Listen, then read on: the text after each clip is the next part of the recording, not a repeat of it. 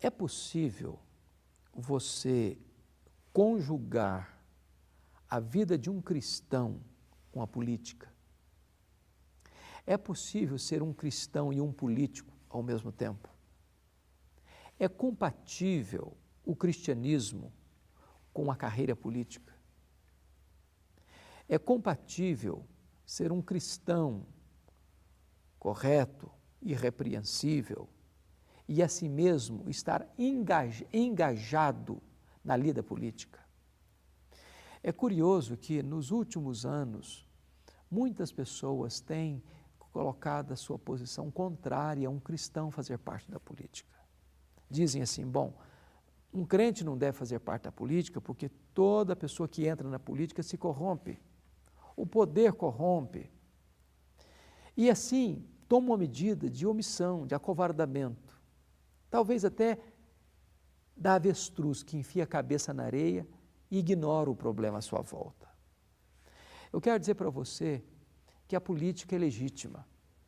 Política significa a arte de governar. Deus, quando colocou o homem no mundo, deu-lhe a ordem de ser gestor da criação. O problema não é a política, o problema é a corrupção que está se infiltrando na política.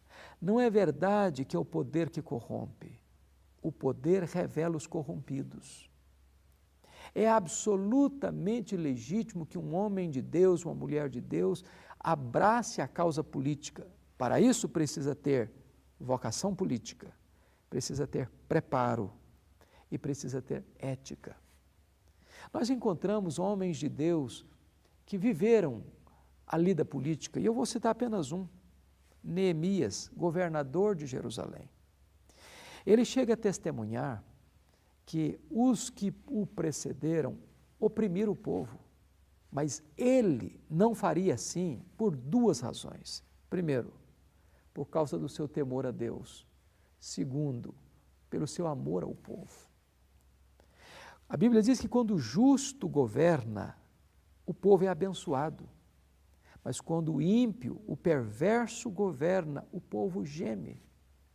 Nós, cristãos, igreja cristã, deveríamos trabalhar na conscientização da cidadania dentro das igrejas, para que pessoas verdadeiramente vocacionadas fossem preparadas, com envergadura moral, para exercer com grandeza, com nobreza, a carreira política.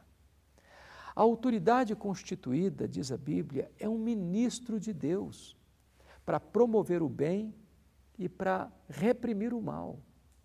De tal forma que a vida civil, a vida política é uma sacrossanta vocação, assim pensavam os reformadores. E nós precisamos que pessoas com preparo, com ética, com vocação, sejam levantadas para que os espertalhões despreparados, corrompidos, não poluam a vida política em nome da igreja evangélica, em nome da igreja cristã. Nós deveremos lutar para que homens de bem, mulheres de bem, abracem a vida pública com grandeza, com ética, para a glória de Deus e para o bem da sociedade. Bem, o tema de hoje tem a ver com essa conjuntura política, essa questão das autoridades que nós temos visto, né? Tudo que está nos rodeando aí nesses últimos tempos. Eu me lembro aqui de um profeta bíblico chamado Amós. Ele foi chamado para confrontar um estado político, digamos assim, um estado, um reino que estava ali dando prosperidade para a sua nação, mas Deus não estava muito satisfeito e os seus reis, os seus juízes, os seus sacerdotes estavam se corrompendo. E ele então apareceu exatamente para dizer o que Deus pensava daquela conjuntura de corrupção, enfim, com a aparência de que estava tudo sob controle. E agora nós estamos vendo o nosso país nessa situação de autoridades se corrompendo, outras tentando lutar contra a corrupção. No Facebook, nas redes sociais, nós observamos cristãos defendendo isso ou outros defendendo uma ruptura. Enfim, são várias as posturas destas pessoas. Queríamos saber hoje sobre esse tema, como é que a gente se posiciona com relação às autoridades na nossa nação. Esse é o tema do programa de hoje. Vamos ouvir agora então um comentário, Pastor Augustus. Muito bem, Nathan, o tema é bastante atual. Nós estamos de fato vivendo dias complicados, conturbados no nosso país, especialmente quem frequenta as redes sociais e está antenado aí com o que se passa, né, nessas mídias.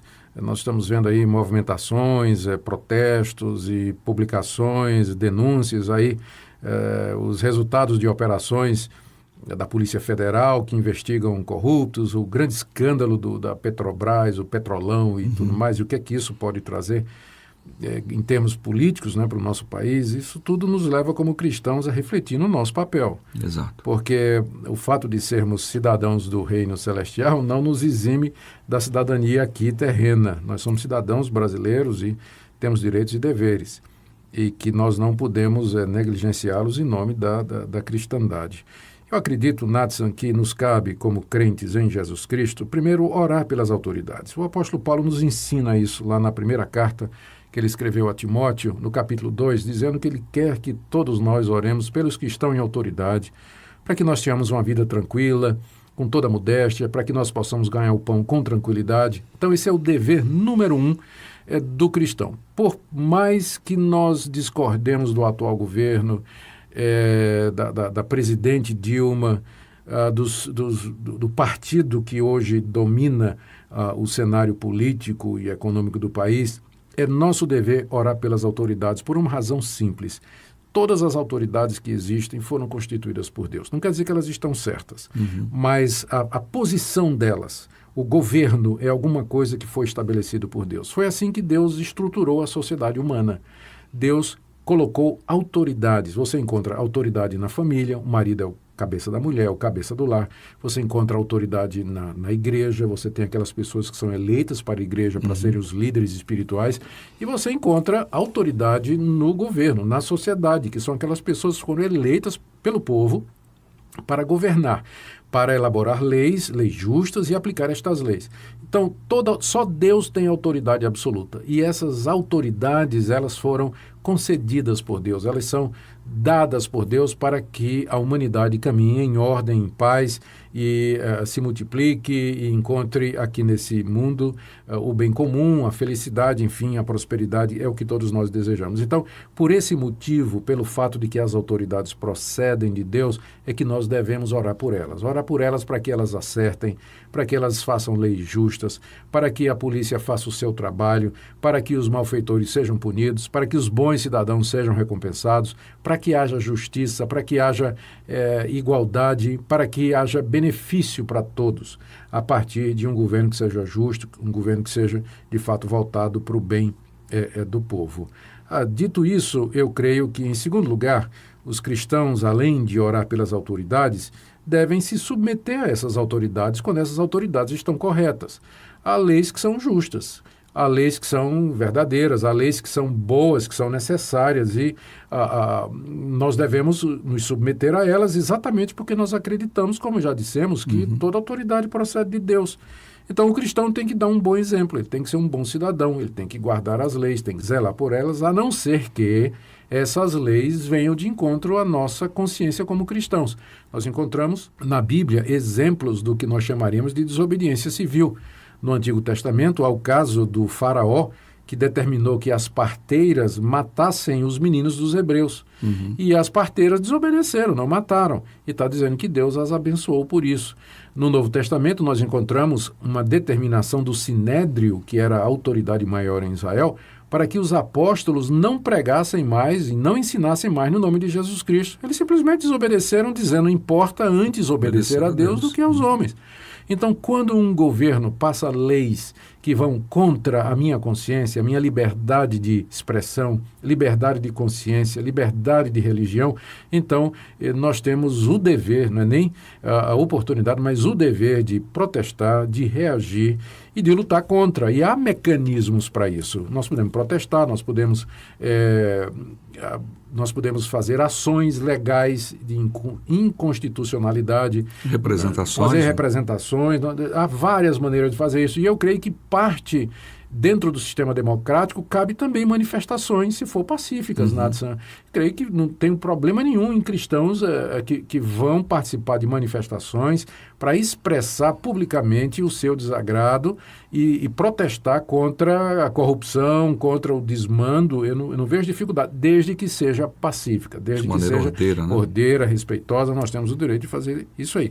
Então, essa é a segunda coisa. Nós temos, primeiro, como eu disse, orar pelas autoridades. Segundo, nós temos que nos submeter a estas leis.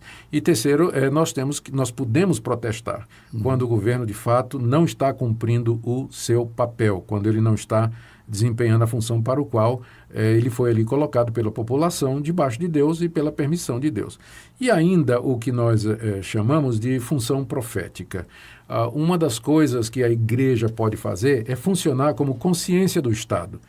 Tipo assim, alertando o Estado, alertando os governantes de que eles haverão de dar contas a Deus pela maneira como estão usando o dinheiro público, a coisa pública, pela maneira como estão exercendo essa autoridade, pela maneira como tratam as liberdades. Um dia, todas estas pessoas haverão de dar contas a Deus. E a igreja tem que advertir a respeito disso, funcionar como consciência deles. Esse não é o papel mais arriscado? É o papel mais arriscado, porque quem fez isso no passado perdeu a cabeça, como João Batista, né? Então, todo mundo lembra a história de João. E nem sempre queremos esse lado. Não, né? Sem dúvida. Né? Mas ninguém quer bater de frente com o poder, mas é uma das competências e é um dos chamados da igreja, funcionar como consciência do Estado.